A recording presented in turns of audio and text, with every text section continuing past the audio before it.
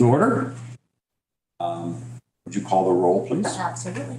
Mr. Johnson? Here. Ms. Grab? Here. Ms. Borgo? Mr. Lazio? Here. Ms. Wyckoff? Here. Mr. Thewas? Here. Okay, we have a quorum present, so we will now start our business meeting. First order of business then would be the approval of the minutes from the March 21st, 2023 meeting. You want to approve the agenda? Oh, sure. Let's approve the agenda. I was just going to, wing this and say, well, I'll take it. That's why I missed that one. I'm reading the whole print. Thank you. Is there a motion to approve the agenda for today's meeting? Sorry. Yeah, this is Michael. I make a motion to approve the agenda. Been moved and seconded that the agenda from the March 21st meeting be approved. Any discussion? All those in favor say aye. Aye. Aye. Opposed, no. The ayes have it. The minutes from the March 21st meeting have been approved.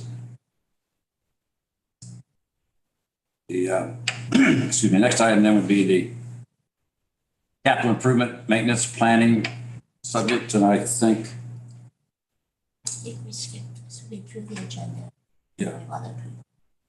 I thought we just approved it. That was, no, you're right. No, I actually do understand what I was doing. I just No, it's okay. ignored it. All right, we've approved the agenda. Now I'd like to have a motion for approval of the minutes from the March 21st meeting.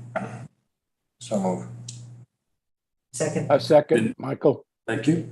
It's been moved and seconded that the minutes be approved from the March 21st meeting. All those in favor say aye. Aye. Aye. Opposed, no.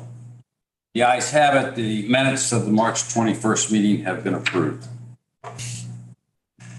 So now we are on item 5, which is a discussion about capital improvement maintenance / planning. And Aaron? Yep. Right. Oh, good. Excellent. I was kind of wondering who's going to make that presentation. Well, there's two errands, but I'll just to give a brief summary of what we'll talk about today. So the library has begun a search for a firm to help us with a maintenance plan and budgeting for the next 5 to 10 years. And with us today is Aaron Gordon, who will give us an overview of kind of the work we've done up until this point. So Aaron Gordon, Yes. I'll turn it over to you. Thank you, Aaron Mason. Good morning. I'm Aaron Gordon. I'm the facilities manager. I've been working on the library's building since 1996. And I want to provide kind of an update regarding the planning. We have contacted several companies and we're waiting for a final number for them to get back to us. Now, along these lines, just want to talk a little bit about the scope. It's going to encompass 24 locations, 25 with HQ. And really, this is just a continuation of the capital plan, right? So there was stuff during the capital plan that wasn't addressed. Antioch's a good example. We had a roof there. Roof was put on in 2000. The warranty was up in 2020, and we're at 2023. We've done maintenance. We've done items to keep these roofs viable and keep these maintenance items going. But there's parking lots, same location. There's parking lots there we need to look at. HVAC's the same way. So most of this that we're going to talk about is specific areas this scope encompasses, right? We're going to look at specific areas where, like say, we couldn't get this in the capital plan and we couldn't look at it and go, okay, like we only had enough funding to do part of the work that needed to be done. So the scope of work is for exterior components. It's for foundations, windows, doors, roofing, floors, ceilings, lighting at certain locations. MGC is still interior. It does not have LED upgrades. Mechanical HVAC systems. Actually, we've got a list. Now, what we're going to do is we're going to bring a third party into this. And that third party will help us set costs. They're going to help us with our deficiencies. They're going to help us set budgets for the next 5 to 10 years and prioritize those repairs. a big part of this too is parking lots, right? So we're looking at sidewalks, fencing, landscaping, drainage.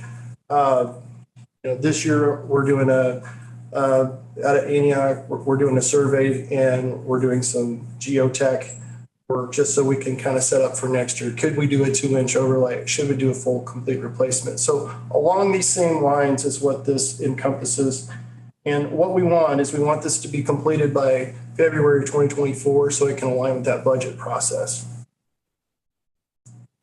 Let me ask what you mean by this report from the third party. That would be done by 24. Yes. We're pushing for basically an assessment by February 2024. Right. Correct. To help with that budgeting process. So the plan is to have a full proposal with a dollar number attached to it, which we would then bring to the building committee and then the full board for review. Let me ask, because I think you mentioned earlier to me, are we wanting to approve this at the November board meeting? Or wait until February? No, ideally we would do it in November, but Aaron Gordon, please refresh my memory on how long you think we need to get the full proposal. In talking, I think we're probably, a couple weeks out from here. I can do some poking around, Aaron, and try and get a hard date back. We've changed a little bit a couple times on adding a couple locations here and there. So I'll try and get something back to you here, but I would guess we could have something in a couple weeks. Yeah, Trustee Johnson, the timeline, that we would like to stick to is have the work complete by February, which would then give us time to kind of evaluate our budgetary needs for the next year and the years to follow. So to do that, we need to move quickly. My question really is, should the building committee have a special meeting prior to the trustees meeting of November 21st? Yeah, absolutely. I actually thank you for reminding me. That is something that we would need to discuss, because I think as it stands right now, the building committee, I'm not sure what the official date is, but we would need to have a special meeting to review this proposal before the full board meeting in November. And I believe the full board meeting is November 21st. Is that correct, Ellie? Yes. So I've been told that sometimes special meetings are held the day of the board meeting. I'm not sure that's enough time, but otherwise we need to agree to a earlier building committee meeting in November. So I'm not sure I want to wait all the way to the 21st, but. Agreed. Okay, so I don't have, does anybody have a paper calendar with them? I might have it on my phone, but. I have the calendar on my laptop. Are you looking for a specific date? I'm just trying to, see what, Thursday, the 16th. Yeah, we had something scheduled the 16th. Yeah, I had it on my calendar that there was already a meeting, so it may just be a tentative hold. Right. well, I would also assume it doesn't have to be on a Thursday, but, so members of the committee, is there a time, and let's just, the 21st is the third, I guess, the first part of the fourth week of November. Is there a time frame that works best for the committee members, say through the first full week? So that starts on the 6th, 13th, then would be the second full week. So any dates during the day of the week of the 6th and the week of the 13th? I guess I should ask. Yeah, if I could just interject, sorry. Yeah. I think the 6th may be too early. So we want to Okay. make sure that we have time to get the contract or the proposal from the vendor. So So we're talking about the time. So sometime during the second week, full week of November, which starts Monday the 13th. yes. Yeah, I'm just, members of the committee, are any particular time frames look better for you on the second week of November? Again, that starts on Monday the 13th. Just about any daytime works for me. I'm a little tight on Tuesdays and Thursdays, as you can see, but I can be here pretty close to 10. If we're talking daytime. I assume we're talking days. Is that daytime? Monday and Tuesday are out for me. Okay. And just a reminder, the North Oak book opening is on the 17th. That's a Friday, and that's at 9 a.m., I believe. Or Yes, what 9 time is a.m. that? Yep. I mean, I guess if we have to do a Monday or Tuesday, I will, No, that's fine. So we're looking I'll at. definitely just be online is what I'm gonna say. There's no way I can make it in. Oh, I see. Yeah. And the 15th or There's a 16th. chance I may be out of town the end of the week, but I mean, I'll figure it out. Yeah. How's Wednesday, the 15th sound? Kind of in the middle of, it's the middle of the week, obviously. It's so. Great. This is Joycelyn. I'm can't check my calendar right now because I'm driving, but I will try to make any time you have. Just let me know. How does Wednesday, the morning of the 15th sound? I know we haven't set a time yet, but the morning of the 15th sound good for, okay. We're getting yeses here, nods here. Sounds good Those to me. online. Yes, that's better for me. Thank you. So what time? It's a major issue for me, but I can skip pickleball that day. For sure. Yeah. I'm not sure, but I'll pick it up on Tuesday. How about 10 o'clock on the 15th? Sounds November, Wednesday, November 15th, 10 o'clock for a special meeting of the building committee. Is that good with everyone? Sure. Yep. Okay. November 15, 10 a.m. here at headquarters. Okay, thank you. Now, any other? Either Aaron, two Aarons, is that good? Is that? Yeah, any that more you need to works add for to us. a report? Okay. All right, thank you. Okay, let's move to construction updates then. All right. Yeah, 6.1 on our agenda. Who wants to talk So about we have- Green Valley right now? So with us is Jessica Carson from Dunn, and I don't know, Jessica, if anyone else is with you. But on our agenda is Green Valley and North Oak, but since we've been having some issues at Green Valley, I figured we would turn it over to you to talk a little bit about the issue with water that we've had with the rains, and if you could just let the board know what happened and what we're doing to rectify the problem. Sure. I'd like to start off by saying we deeply apologize for this issue. We are working to remedy it at a high level. We have discovered the source of the water, and it is related to the AT&T box that is outside of the building. And this box is the housing of the temporary residential line that internet into the building. That is where the water is coming in. It's filling up in that box. And then essentially, because the elevation of that box is higher than the building, it's sloping right into the IT room on the interior. As of right now, we have found a temporary fix to stop the water and keep the water out of the building. And we are to the next phase of researching a permanent solution. So as of right now, overnight, we had the water remediation company stay and make sure that they were vacuuming out any water that was coming in so that we didn't let the water continue to fill the building overnight.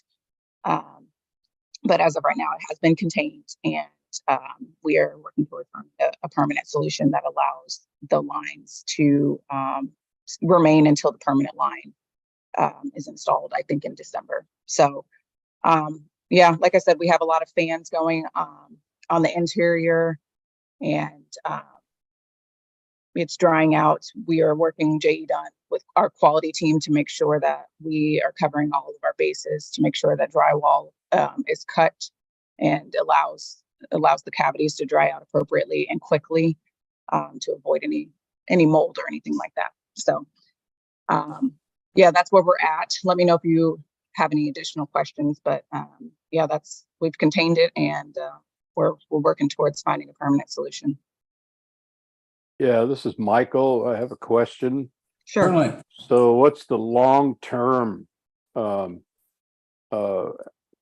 view of all this, and what I know you're working to find a solution. So is there anything in sight right now? Any plans on that right now? Right now, we are working with our electrician and who placed the conduit originally for AT&T to be able to route into. We are in the phase of investigating who installed what, but essentially, I think the end is going to be to make sure that we can get the conduit up higher. Right now, it's sitting in that box. It's filling up with groundwater, and I think we need to install some new boxes that raise the elevation of the actual conduit up so that it doesn't get submerged in water. I think that seems to be the most logical solution as of right now, but we will need to be in coordination with AT&T to make sure that they're okay with the relocation. Same with our electrician, but and I don't want to get into the weeds, but right now the box is sitting on gravel, and you would think that it would drain on its own, but the soil beneath it is very dense. It's clay-like, so it's not draining like a normal, like you would think it would. So we may also install maybe another drainage solution that allows it to daylight out and drain to the north. And maybe it's a combination of both solutions, raising the elevation of it so that it's sitting, above where the water is flooding, and then also daylighting it out as a secondary solution to prevent the water from getting that high. So that's what we've discussed this far, but we'll make sure to continue to brainstorm to find the best and most logical solution to preventing this from happening going forward.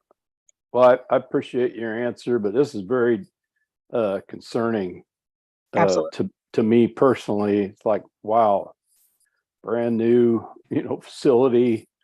You never expect anything like this to happen, but right. Yeah, and we've learned through it. I think it's I learned recently similar scenarios happened as a previous branch, but they have different soil conditions, and we're able to make other slight adjustments to fix this issue. But I think just based off the soil conditions that we have, the drainage of that AT&T box as it currently sits, we'll have to find some different solutions. And Jessica, if I could add something, this is Eric Nickerson with J Dunn as well on the line.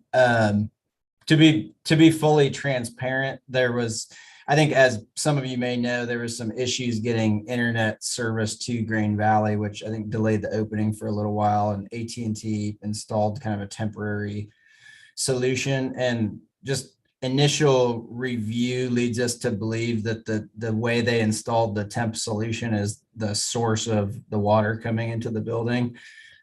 So like Jessica said, there's a little confusion with kind of who installed what out there. So we're still kind of trying to figure out how it came to be.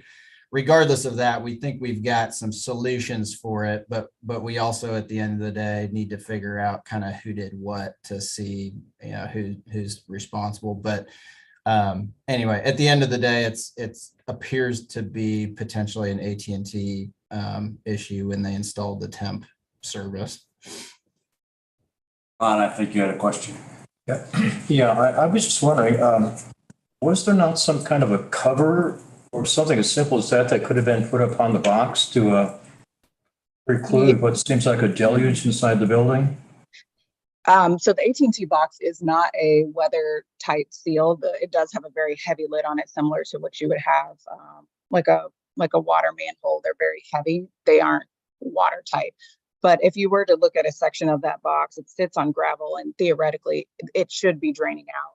But like I mentioned, through the gravel rock beneath it is a very clay-like soil that just prevents water from weeping out like it normally would if the soil was not so densely packed. So it should function as it is if the soil was a different type of soil, but Okay, so then the water percolated up through the ground? Correct. It's not draining like it should, the AT&T box. Okay, and then from this box, there was a hose or conduit or something that went into the building? Correct. But, we've been hearing weather reports for the past week plus. Could not have that hose been simply disconnected? The conduit is the pathway into the building for the internet service. And we were trying not to get into the weeds, but if you're curious, there's kind of two issues. One is that the box is filling up with water. So when the box fills up with water, it gets into the conduit. Even when the conduit was kind of sealed up, water was getting into it. The other issue is that, and this was what I was alluding to earlier, someone cut the conduit underground and stuck another conduit into it and didn't properly make that connection. So we think that there's water getting into the conduit underground as well, not even at the box. So there's really two locations of infiltration. And we think this all happened when AT&T came out to install the temporary service line. So to answer your question, no, the conduit can't be really disconnected unless we also disconnect the internet service to the building. What we've done temporarily is dug up the conduit where it enters the building and basically drilled some drain holes in it so that the water cannot enter the building anymore. But ultimately, the permanent fix needs to be out at the box where these connections were made. Okay, so help me here, Erica and Jessica. I remember in previous OAC meetings, prior to the installation of the AT&T box, we still had leaking issues. I think in the break room. Kristen, can you help refresh my memory here? I don't remember exactly where the water was coming in. Yes, we had water in the break room prior to getting this AT&T solution for internet. So it has been coming in there since before we took possession of the building. Yeah. So how would it be AT&T? That didn't happen until the end. Well, maybe they're two separate issues, but yes. Jessica or Erica, are these connected or are these two different issues? Jessica, you'll have to answer that because I'm not sure of timing between the box and those conduits out there versus the first time the water was identified. Yeah, and I would have to look back. In my memory, I remember the water starting to come into the building after.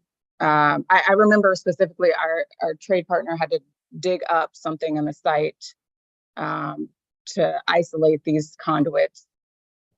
And then AT&T started sort of tinkering, but timeline, I at this moment can't argue whether it started before or after AT&T put their box in. I do know it got worse if that's not the case. Yes, but I would agree. It definitely got worse since that. But I know that we had water in the break room before we started moving in, and at that time we had no connection from AT&T. There was nothing. That's why we didn't open, and so because we did not have the internet. That was close to substantial completion you're talking about, because we were out there and we actually, Sarah was asking me about putting in a work order in regards to what you're talking about. That's the current, right? Yes. Yeah. So there was definitely water in there prior to AT&T, but it definitely has gotten worse since AT&T. Coming in the entrance. When you say, I have a question. Real quick, when you say prior to AT&T, are you saying prior to having internet? Or prior to them putting the box in? Well, they didn't have a box at all there for a while. That was the whole issue. And then they got the residential internet. So, yeah. Gotcha. Yeah, we can follow up on that. We'll have to check the timeline. Okay, different subject. I can't. We get that. Yes. Michelle, heard anything? What's really hard to hear on this end with other people having conversations on the side. Okay. Let's have just one person talking. I guess I'm also trying to figure out, like, so we took possession of a building that we were already having problems with, right? That's what I'm hearing. We were already having water issues, and then it looks that way. I have a picture of the break room.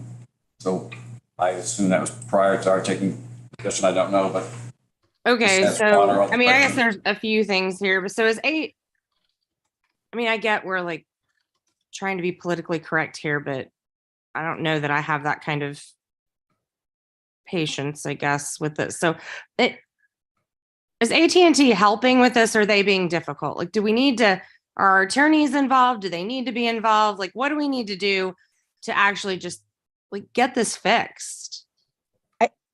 Eric, and you can step in too as well, but I think right now with JE Dunn, between JE Dunn, our trade partner, and our contacts with AT&T, I believe we can figure out the permanent solution between the three parties at this point in time. I think it's feasible, but I think we will have to be in coordination with AT&T to ensure that we don't make any permanent changes that will prohibit them or prevent them from getting their permanent line installed in December. So I think just would feel better if I heard it's going to be fixed. So I would like somebody. It will be. We're not going to allow this to continue. So yeah, it's top priority for JE Dunn to make sure that this is resolved. Like we discussed earlier, the temporary to keep water from getting into the building that has been installed as of right now. And our next step is making sure that the permanent solution is coordinated properly, so that we do isolate the actual issues and that we coordinate that in conjunction with AT&T. So we're on the right timeline. Do we have as soon as possible? Like it's a critical. To clarify, water has been stopped. There is no water coming into the building. When this was first identified, we went and researched it, trying to figure out where the water was coming from, and it had stopped raining, and it's almost impossible to identify when it's not actually coming in. So we needed to wait. I know this sounds bad, but we needed to wait for the next rain incident to truly identify where it was coming from, because it's almost impossible to figure it out unless it's actually happening. No, I get that. So once it started raining yesterday, basically, and it happened again, we were able to actually identify where it was coming from. So to answer your question, Michelle, yes, you took over a building that had a water leak. The problem was no one knew what was causing that water leak to be able to fix it at the time. Now we have figured that out yesterday. It's been addressed so that there will be no more water coming in the building. Like Jessica said, yes, there needs to be a permanent fix out at the street, which we need to coordinate with AT&T, but it's not like there's going to be issues until that permanent fix has happened. The source of the water has been basically cut off to the building. It's not going to get into the building anymore. Okay. And then how much does is this permanent fix? We getting another big bill for that? So right now, Jay Dunn's just taking care of all this. And obviously our most important thing yesterday was stopping the water. That's step one. Step two is cleaning up the damage from the water. Step three is kind of making the permanent fix. And that step four, I think, is figuring out who's ultimately responsible. To answer your question, no, the library is not going to get a bill for this. Now, we might have to kind of have the discussion with AT&T about who's responsible for this, because they're not under our contract. So that might be a discussion that happens, but at the end of the day, it's not an MCPL problem. Great. Trustee Wyckoff, the way the handovers work is when we take possession of a building, there is a list of outstanding or remaining items that still need some work. And we were aware of this when we took possession of the building. And the same, our next item on the agenda is North Oak, and there's still some items there. Like one that comes to mind is an elevator that some work still needs to be done on. I'm not sure if it's complete yet, but these are all things that we were aware of. Okay. If I've learned anything in life, it's the water always wins. So that just knowing we had water issues and maybe I knew it and I didn't really realize it, but as long as it's being fixed, and I just prefer to just spit it out and tell us what's going on rather than having me try to figure out what you guys are saying. In terms of water, I know Ron, no comment. The break room water, though, did not occur yesterday. Is that It's occurred multiple times, so. No, but again, did it occur yesterday? Yes, it did. Oh, it still did. And it went all the way through to the assistant manager's office, to the IT room, all the way through there. So now we're pretty well sure that, is this water flowing today inside? No. Okay. Ron? One question I had was whether or not there's water flowing in right now. That's answered, but one hears of water coming into some structure and mold and other nasties arise. Do we have anything in place to absolutely make sure that there's not going to be any illness or exposure for our employees or the users of the library from mold or whatever that might be triggered from this stuff? I'll take that one. So we engaged a water remediation company yesterday. So NCRI, we've got a national agreement with. They came out to do remediation. They're also responsible for removing drywall and in unison with our quality department between NCRI and our quality folks. We will basically remove drywall, to the point where the water got, we'll remove that plus another foot of drywall everywhere. Ensure that the wall cavities are dried out. We've got moisture meters that will go test everything before anything's built back. And that's kind of part of what NCRI does as their whole business model. So to answer your question, yes, that's kind of the next step of remediating what happened. Does that answer your question? Sorry. So I guess, so that's the best practice right now. Mm-hmm. Say that again. So what you're proposing is right now the best practice. Yes. Like this, apologize if this is a bad example, but if this were to like happen at your house, you'd call like a Serv Pro probably to come in and remediate the water and tear out drywall and stuff like that. That's essentially what NCRI is. So again, between them and our quality department, yes, this is our kind of standard protocol for a water intrusion incident. Any other comments or questions on this issue? So let me ask real quick. So are they spraying a micro inhibitor, like chemical down, and are they drying with dehumidifiers too, Eric? Is that what we're doing besides just blowing air around the building? I have not been out there, so Jessica would have to advise, but I believe there are, I know they're fans. I believe there is a dehumidifier too. Huge. My understanding from last night, I got to follow up on this too. My understanding from our quality department is that typically the first 48 hours is when the dry out period needs to happen to make sure that there's no mold growth concern. So that's what we're doing right now, is just making sure it gets dried out, and we'll be using moisture meters to test everything and make sure everything is dried out and remove anything that got wet. Right. I think the other concern that we have, this is left over from Oak Grove a few years when we had a flood, is really it's the smell. If you get too much in your carpet, it gets super saturated. Even when you do get it dry, you can still get odor in it. So that's a concern too that I would have at this point. Okay. Yeah. So go ahead. I was just going to say, I'll be totally honest with this group. We don't know those details yet, but we will certainly replace carpet and replace drywall and replace cabinets and things like that if they got damaged and if that's a concern. So we just, again, our main focus was stopping the water, and we got that done at about 8 a.m. this morning. So now we need to pivot to, what's the cleanup solution and details. And as an update, Eric, we hadn't chatted, but I did give direction to the water remediation company to start with cutting those walls out. So as of right now, they should have already started that.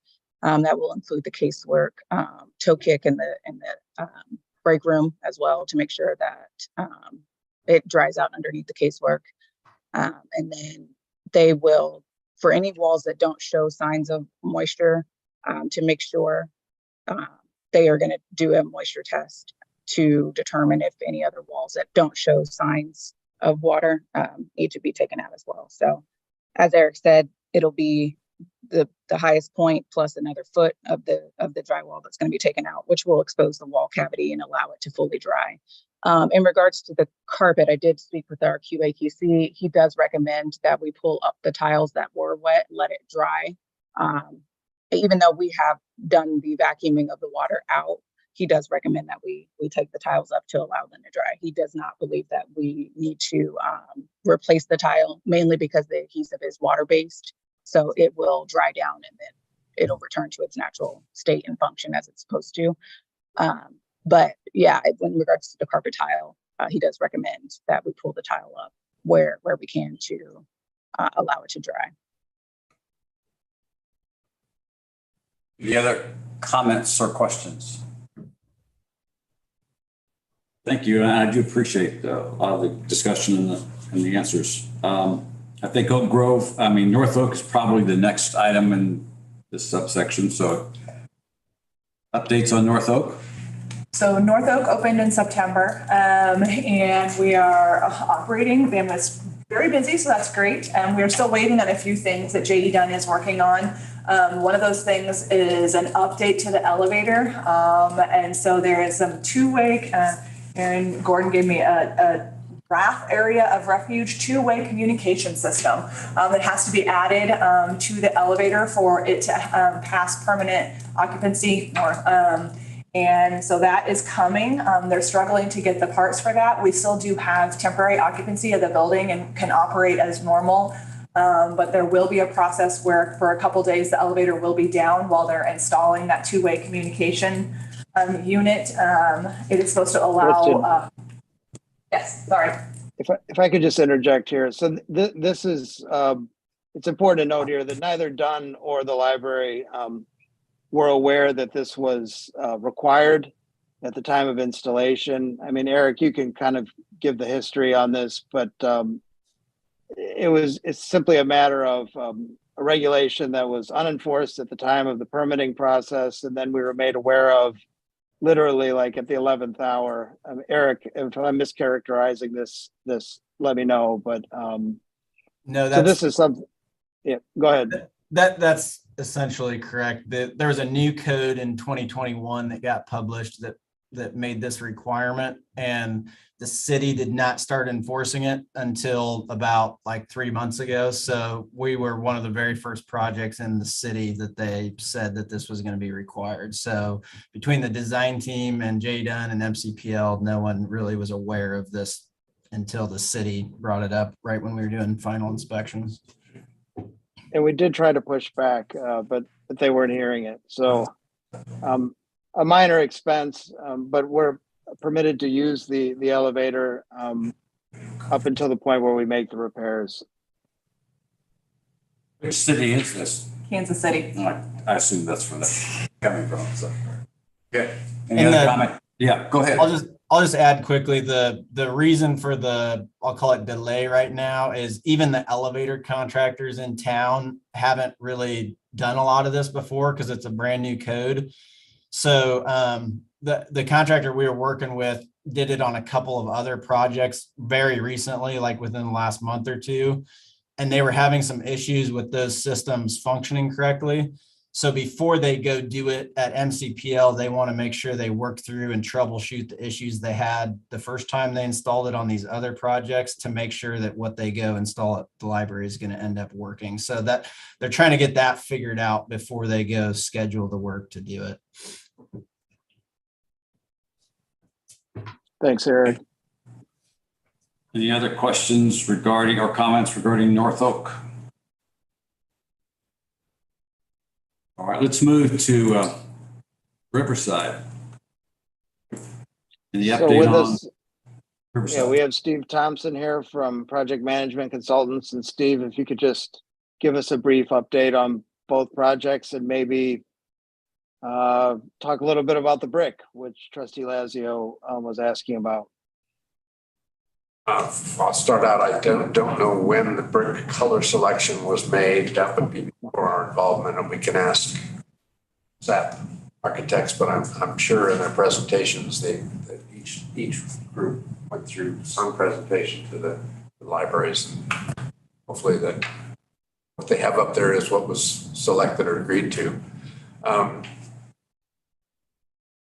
In Riverside, what they were proceeding to do in this past weekend, I was there on Tuesday morning. They're preparing to put down the curb and gutter and the asphalt. They need to get their asphalt in prior to the plant's closing, which is usually late November, early December, that kind of. They're also doing the same prep in Independence. Independence has their curb and gutter in. They completed all the compaction. They had scheduled asphalt for delivery on yesterday. And so yesterday and today was when they were going to hit the asphalt. Now, obviously that didn't happen. Now they need to look at their slot coming up, whether they were loaded up. They were scheduled through the end of October and into November, but then every other project that was preparing for asphalt is also going to be delayed. So we don't know yet when they can get back, but it should be hopefully in the next week.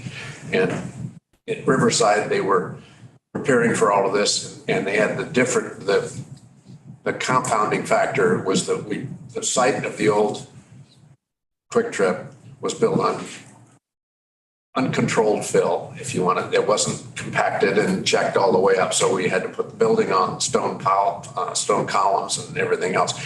And they have run across some soft spots that were pumping when they driving trucks over to check. So they got the geotechnical engineer, the testing engineer, and we talked about what are the options if it's this soft versus that soft, and if it's really soft, and how you over excavate. And we had all the options covered.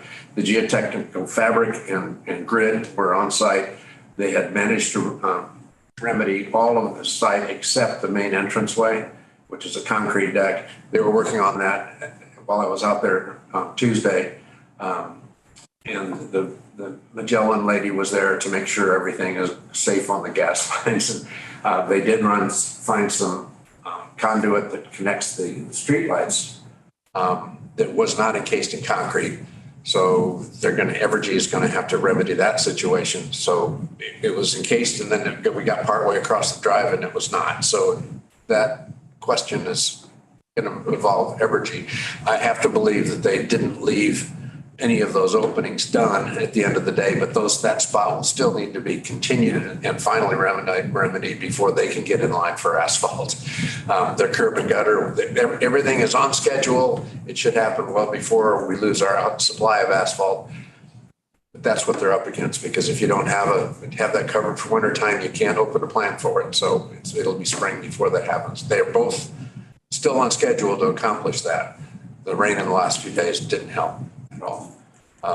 In Independence, there's no work going on today, but they are dried in. The painter is in there doing its work.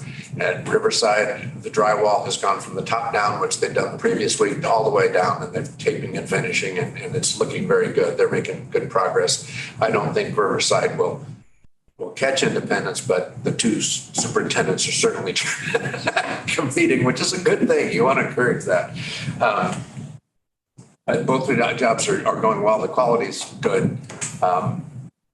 Obviously, this rain isn't helping anybody, but we can't really identify the full extent of it until we're done. But the buildings are dried in. We should be impervious to that for all the finish work that has to happen. It's just getting the drywall or the paving done that can weather sensitive and time sensitive. Comments, questions, and as you're thinking, my favorite topic is, okay, so it's permanent power. What day is permanent power going to be delivered to Independence? They are still hoping to get the temporary power early November. They had the transformer that we needed, but after the July debacle and everything else, they didn't want to let go of the only backup. And so they said we should receive our replacement for that backup early November. They have committed to giving us that transformer. But we won't need permanent power. I mean, that's for construction power. We won't need permanent power until just before, and I don't have a date for that because I don't have the schedule in front of me, but that's not the thing that had been the holdup with the power company. They have said even if they can't get their new one, or they will take the chance for the time that it'll take for their replacement, obviously ordered and back ordered and everything else. But I would say Kansas City in July probably grabbed transformers all over the country. It was one of the bigger recoveries that any place had to put up with. I happened to be right south or right north of Shawnee Mission North High School, which is where all of the trucks were gathered in Johnson County, but it still took 4 days to get to my house. So the power is stretched, but we'll be able to operate without generator, which which is good, by the, next week. Any other comments, questions on Independence? So I guess Texas East Independence. Just for my curiosity, are we on Independence Power Line? Yes, you bet. Well, we're right there kind of at the border, so. Yeah, we are. All right, well, I think, Steve, do you have any more? According to this, you may have something else. Any other updates that you need to give us on construction? No, we got a new statement from Balance on Z, and I just shut my computer down because I don't have my charger with me, but we still have a balance of about $847,000 in contingency that should be more than adequate to finish these last two projects. Any other comments or questions from Steve? Next item then is a budget update. And Jeremy, I think you're going to present the capital plan expense report. Jeremy Wilmot, the Chief Financial Officer for the library. Thank you all for this time.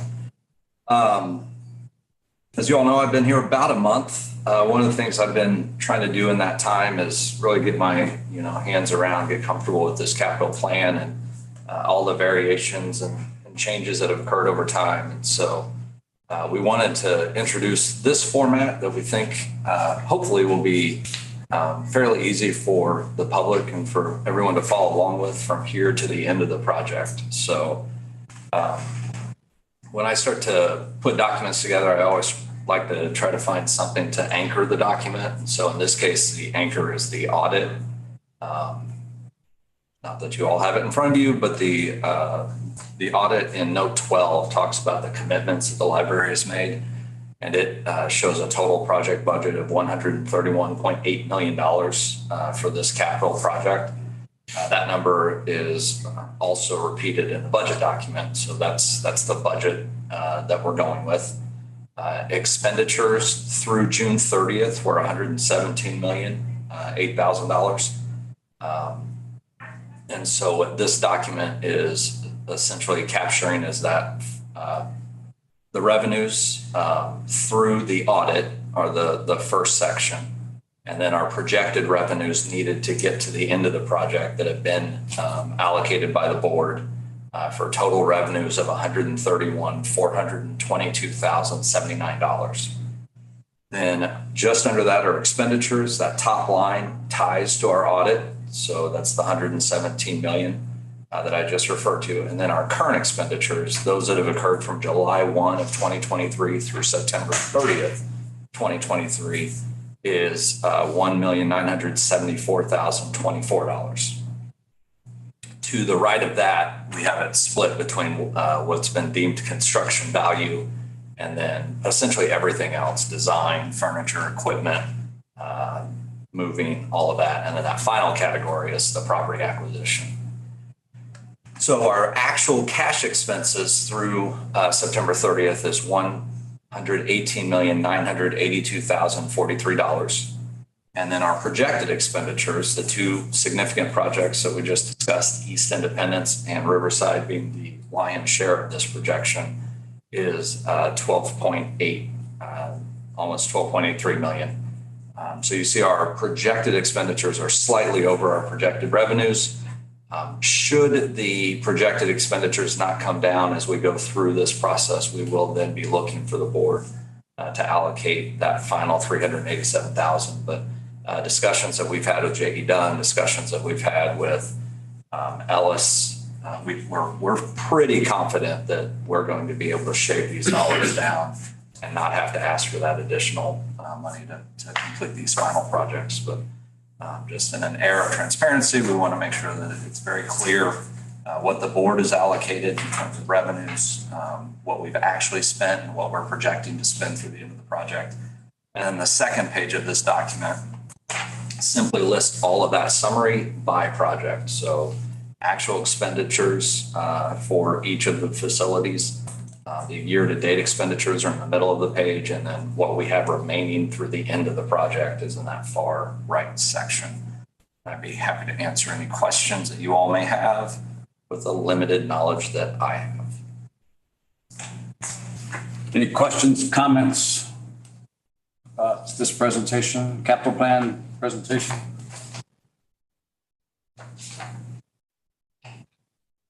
All right. Other business? All right. Kristen, I mean, if you could just give an overview of when our book opening dates are scheduled for North Oak and Green Valley. Yes, I'd be happy to. All right. So for North Oak, we are scheduled for November 17th. That's a Friday at 9 a.m. In the morning. So then for Green Valley, it will be Friday, December 1st. We generally try and do them on Fridays to see if any of our elected officials are able to attend. And so as you can see, both of those are on a Friday coming up soon. Do you have time for Green Valley? 9 a.m. Sorry, they're both at 9 a.m. Okay. What's the date again? November 17th for North Oak and December 1st for Green Valley. Yes. Crazy to me that we only have a few more of these. The business? Nope. I just want to remind everyone before we close that our special meeting, I wrote it down, it's 15th. Yes, November 15th, 10 a.m., which will, the principal subject matter for that is the maintenance assessment plan. Anything else? Oh, I'm sorry, right next to me. Yeah, I would just like to thank Marcy for being willing to volunteer and serve on this committee. This is Marcy. Glad to be here. Thank you. Is there a motion to adjourn? So moved. I second. This is Been moved Michael. and seconded that the meeting be adjourned. All those in favor say aye. Aye. Aye. Opposed, no. Thank you. The ayes have it. The meeting is adjourned.